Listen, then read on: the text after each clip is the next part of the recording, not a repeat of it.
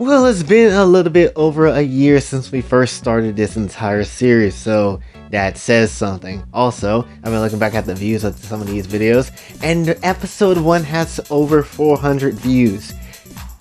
For a lot of people that say they don't watch this series, somebody be watching this series. So when it comes down to things, if you are someone that is enjoying the series here, and if you are enjoying it, if you're not subscribed, honestly, then go ahead and hit the subscribe button, because we're going to still continue with this series as much as we can, for as long as we can, and just do what we gotta do here, because honestly it's enjoyable to write this series and it's fun, and you don't really see, again, a lot of VTubers really do in-depth stories with their characters. So that's basically what I decided to do last year. So hopefully you have been enjoying the road for this story.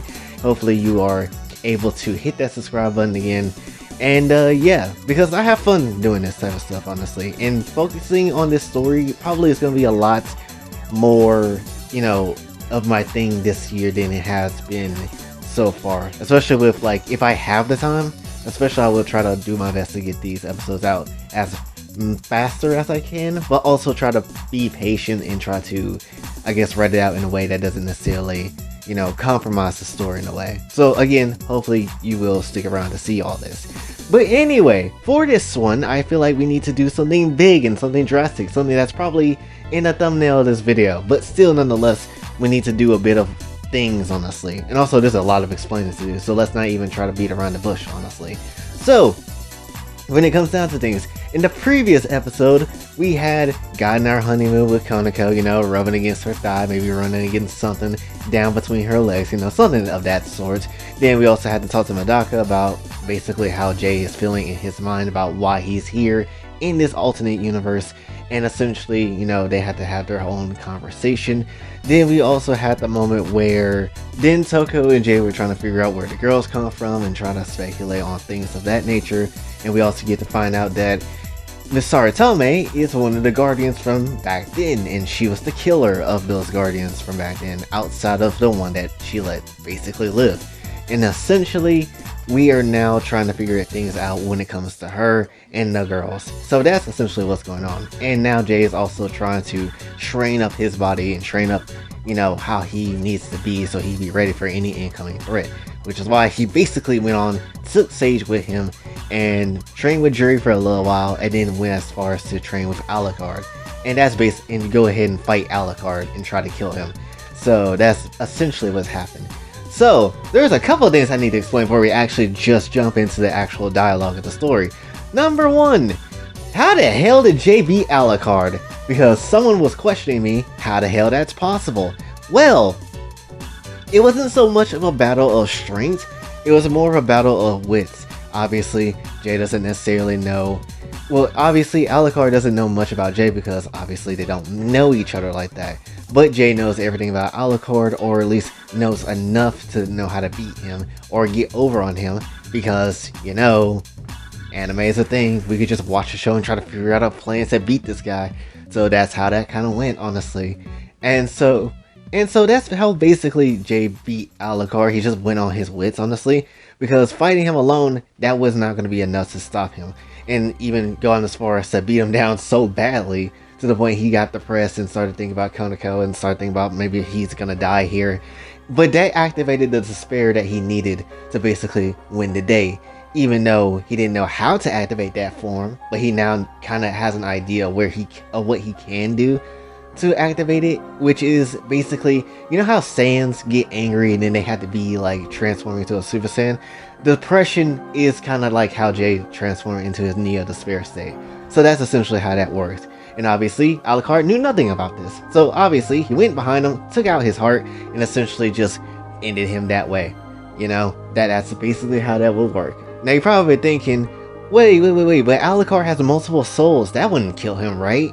And you're right. That's also why Jay is also prepared. And it's why he also unlocked the second ability that Ajamu gave him, which is essentially just unlocking his full potential in his Fox mode, and in his Fox DNA, which is the ability to use basically anything from Fox folklore and Japanese culture.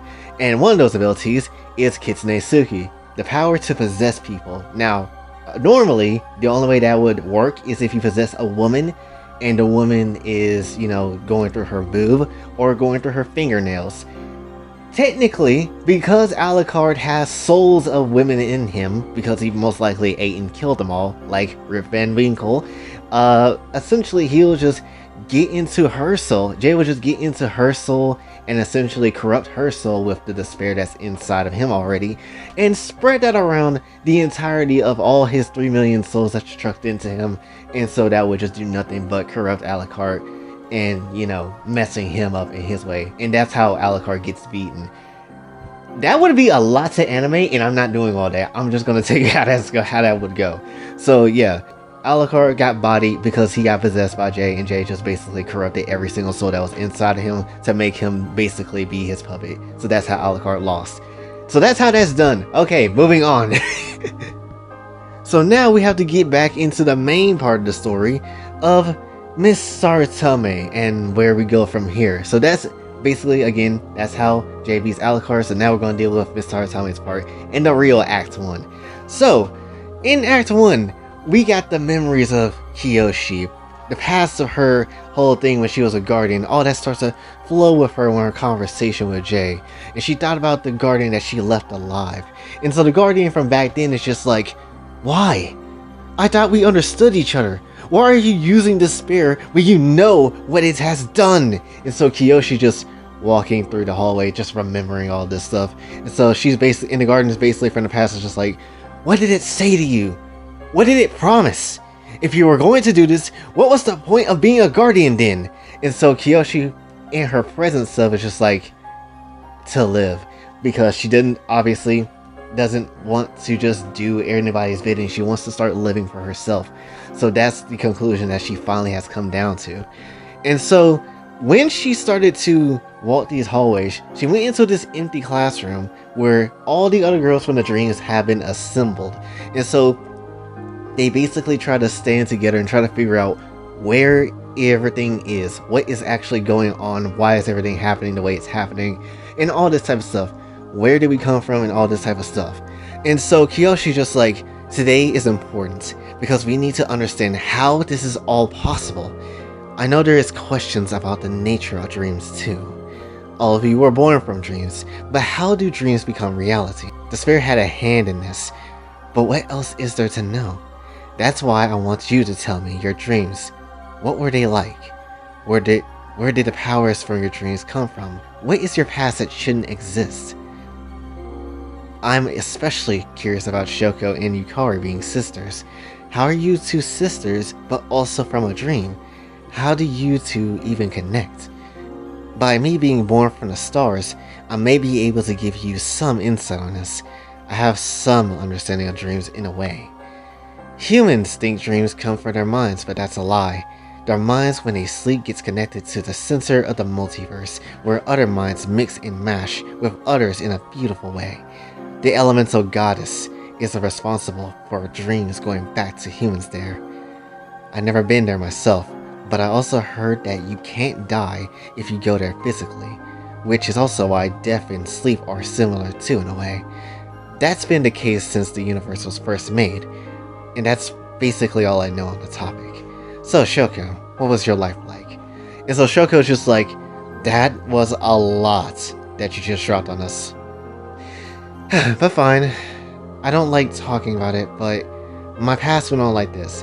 And obviously if you watch Shoko's video, you would know what her past is like and what happened to her and all that type of stuff and how she got the power and everything about that and how Yukari and her kind of first met up and that type of stuff. So as I said before, and I'll say it again in this video, this is the part where we cover the backstories of the characters, but I'm not necessarily going to do the backstories in these episodes because it takes way too long to talk about those.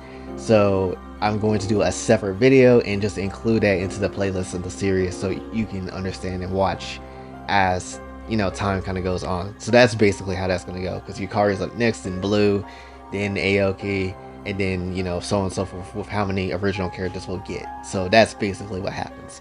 So Shoko basically explained the rest of her past to Kiyoshi, and Kiyoshi just like, thanks for sharing, all of you.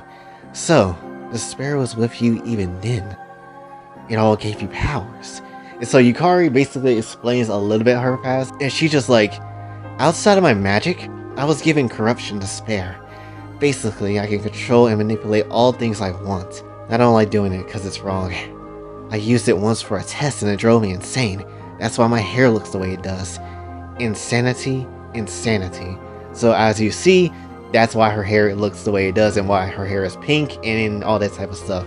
The black and purple part is her insanity, but the white hair and blue is her sanity. I know that's a bit opposite because that's supposed to be the opposite in the real world, but I'm gonna mix it up because I feel like it's like, you know, more angelic when it's more like a lighter color and more darker and evil if it's like a darker color. So that's basically why I kept it like that. But anyway, Kiyoshi's just like, I see. Shoko is indomitable. By her story, she's insanely strong and can impulse her wills to others. And that's, if you remember Maki when they had to rescue Maki the first time in the DxD world. Obviously Shoko made her forget Junko's will and all that type of stuff, and Maki became normal again. And so Kiyoshi's like, but you haven't said a word, Blue. Jay dreamt you up, and you can't tell us anything about your past or powers? And so Blue just keeps silent because she doesn't necessarily know if she likes Kiyoshi or not, trust her even. And so Kiyoshi just like, reject and release. But why do you have it? Like, to be fair, I don't know what mine is even when I explain my story. And so Kiyoshi's just like, you describe a force around you that was heavy but you can't see. I believe you may be able to control gravity in some way. And so Aoki's just like, if that's true, then those kids I tried to protect. And so Yukari's just like, I still have a lot of questions about all this. Like, why are we special and given powers? Where did the spirit come from? Are we really from a dream world, or we come from a different universe? There's just a lot to think about. And so Kiyoshi's just like, well, think about it like this. Do you remember anything before? Like your childhood. Surely you can remember something. If not, then that proves that you're from a dream. As far as the spirit goes, it's been around as long as the Guardians have. And so Shoko just like, what is still bothering me is that because Jay dreamt up Blue, I guess that means that we are all something that Jay imagined, like characters, but somehow we exist. And so Kiyoshi's just like, Blue may have dreamt you, but it's an extension of Jay, so that's right. But we became more tangible. And so Kiyoshi's just like, it seems we are missing some pieces, but we are making a bit of headway. I'll see if I can uncover more as time goes on. But that's just all for now. Dismissed. And so basically, yeah, essentially, Act 1 concludes. And that's some kind of crazy thing if you really think about it. Everybody's basically an extension of Jay in a way, because he dreamt up Blue, and Blue dreamt up Shoko, and Shoko had her sister there, and, you know, somebody dreamt up Aoki at some point. So it's kind of crazy. So anyway, we go onto the rooftop where after the whole meeting with Kiyoshi is done, Shoko and Blue are just basically on the rooftop now. And so they're basically talking about the entire situation. And especially on Blue's part about her not opening up about her life and her past, about what she used to be. And so Shoko's just like, I don't understand. How come you didn't talk about your past? I understand if it's uncomfortable, but the more we know, the better. And so Blue is just like, I don't trust her. She's uncaring. And so Shoko's just like, maybe, but if you're not gonna tell her, at least tell me. After all, I told you my past somewhat before fighting Madaka. So, as the indomitable one as I am, I'll listen to you. So Blue just smiled as she started to open up about her past. This goes on for a good chunk of time. As you can see, it is sunset. Gosh dang, Blue, you talked a long time. But understandable. But anyway, Shoko basically, after listening to the story, she's like, I see. That's a lot you went through. But the way the spirit reached you was different. It usually takes over for an act of violence, but you just got it because you ran away and out of the world. So that's how you and Jay connected at that time. And so Blue keeping silent again. And so Shoko's like, still, of course, I had the upper hand in my past. But seriously, I'm glad you told me your story, Blue. And so Blue smiled again, knowing that she feels a bit relieved about the situation. And so Ajimu comes out of nowhere, and she ruins the whole damn moment. She's just like, "Ah, what a touching moment. Mind if I join in on the emotions? Don't look at me like that. I was simply listening to your touching story, and I think it's perfect. And so Shoko's just like, Ajimu? What? What do you mean? Wait, you've been here this whole time? And what do you mean the story is perfect? And so Ajimu was just like, I've been watching Blue for a long time now. All of you really. And now I want to offer Blue a chance. And so she's just like, Blue, you are to yourself in your own little world. That being said, you may have the best abilities of all the girls here. Only problem is that the spirit gave you those powers. It could take them away. So I offer you to be a candidate for the Flash plan. And so Shoko's like, that's the perfect human project you used on Madoka that one time. Why the hell would we ever consider using that again? And so Ajin was just like, I want to see if a human can truly maintain the spare and harvest it. Miku's seen it to be true. And so Miku from out of nowhere just, yeah, sure, why not? Let's throw Miku in because Miku is hot. Miku's just like, yep, in this world, anything can happen. And so Ajin was just like, so what will you do? This is your chance to become a temporary protagonist in this manga. Will you chance yourself? And so Blue really thinking it over, and so she's just like, let's do it. And so Shoko's just like, Blue! And so yeah, this is getting a bit wild.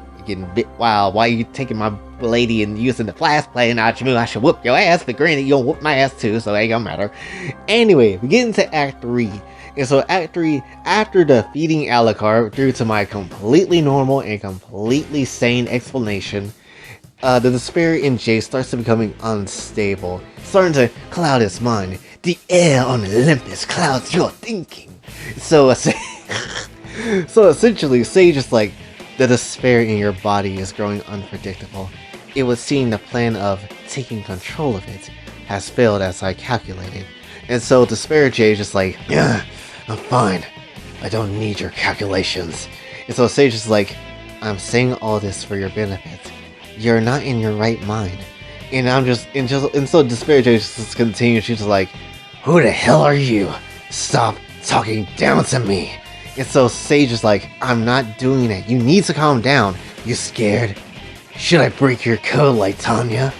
Or make you the ultimate whore like Tenko? And so Sage is like, Master, please stop. And so suddenly the despair itself starts talking to Jay. And so the despair is just like, you're gonna let her talk to you down like that? It'll be shameful to go on like this. And while the despair talks to him, his heart is starting to get attacked by the despair as well. And so the despair just continues. It's just like, what kind of man are you? You can't keep those whores in line, and you can't even control me. And so the despair, so Jay's just like, shut up, shut. And so the despair keep going, just like, you're gonna die alone here. I wonder if anybody will miss you. And then so Jay's just like, miss me? Kaneko, I can't remember. And so someone touched Jay from behind, and it was a familiar soul to him. And so she's like, I'm waiting for you too. Don't forget that. And so the spirit dispersed all of a sudden. And it was Saki! It was Saki who rid him from his heart of the whole despair nonsense. And so Jay just completely just not in the zone at the moment. He just confused as all hell. He's just like, wait, how is this? What? And so Saki's just like, just rest up, okay? And so Sage is like, unknown entity has appeared. Where did you? And so Saki cuts her off and she's like, I've been around for a while. Hey, is there a place we can take him and let him rest? He looks pretty weak. And so yes, my baby girl from another series, Saki, is here. Yes, I have no idea what I'm going to do with Saki, to be perfectly honest. But we'll figure that out as time goes on. I just want to include her because I'm tired of just holding on to the card and not using it. So, yeah, that's essentially the plan. Just chuck her into another series that she has literally no beef into. It just made me hyped to write the next series where she's... the original series where she's actually in. Because again, remember, just because she's in this series does not mean this is the series that she was born from and all this other stuff. So, yeah. Anyway, we get into our last act. And so, This time, it's at a flashback where Shoko and Blue were taking a bath together, and essentially, Shoko was just getting out. She was just like, "Ugh, seriously? Where are the extra soaps and shampoo?" And so Shoko turns back to Blue because she's getting concerned about the whole deal with the Flasplan and Ajimu and all this type of stuff. And so Shoko's just like, "By the way, you haven't said a word since we talked to Ajimu. Are you sure you want to go through this?" And so Blue is just like, "I don't want Jay to go through this alone." And so Shoko's just like, "Jay? You're willing to sacrifice your mind to the spirit just so he is not alone? Or are you trying to somehow beat it? Blue, the spirit is unpredictable. It may change who you are. Please think about this." And so, as that flashback ends, we finally get into this grassland area where Ajimu and Shoko are there, as well as Blue. And the Flasplan continues on. And so, basically, Ajimu is just like, "Now, give your mind over to it, Blue. Will you become this manga's main antagonist, or its underdog hero?" And so Blue, in her mind, remembering everything she's been through, everything in her dream world, all the harassment that she had to deal with, all her friends that basically tried to, gang up on each other, and she didn't want to have any of that. The whole running away of her family, essentially the whole thing with her family using her and taking her money from all the stuff that she has done and earned, all that crosses her mind in 1 second. And the despair reached out for her. And Blue tries to fight the despair, tries to reject it with her power, but it still hits her in a way. It taints her mind and her physical body, to the point her hair grows, to the point her hair becomes different in color, purple and white, something that's never really been dealt with in Blue. Even her eyes are different now. And so she is suffering, remembering her pain and her fears of the past life, but also a more rebellious spirit in Blue is just strengthening her flame more than it ever was. And so Ajimu is just like, the Flasplan was meant to create the perfect human, so instead I'll aim for imperfections. Today, Blue has become a successful product of the anti-Flasplan project, and Blue is now just fully consumed in despair. And that is essentially all that we have for this video, all for this story. So yeah, a lot has gone down, honestly, and I want to end it on a really kind of crazier note. Honestly, I know you've seen Despair Blue before, but I never made her canon into the story, so now she is canon, and now Blue has this form, and also Saki is there too, so that's the thing. And definitely when it comes down to things, I enjoyed doing this. Honestly, this is the anniversary, basically the anniversary episode, so I wanted to do something special to remember on this month of this story, on this episode of this series, because a lot of you new people watches it. I want you guys to just enjoy your time watching it and stuff, so that's how that kind of is. So yeah, definitely there's a lot to still playing out. There's still a lot to go on from here, like how will Blue use his power, and what will become of Saki in this world, and where Junko is, and all this type of stuff, and still have many different questions. But definitely this is the main thing I really wanted to focus in on today, to get Blue her despair form and see what happens. How unpredictable is Blue going to be from this point forward? And that's essentially what we have to nail down. And so yeah, hopefully you did enjoy this one, honestly, as much as I did writing it and making it for your ass, man. Also make sure to follow, comment, and subscribe, as well as hitting the bell notification on your way out. Also follow me on Twitter and donate to the channel if you have a Patreon, if you're able to do so with Patreon and whatever. And until then, this is Woojay, signing off. Have a blessed day.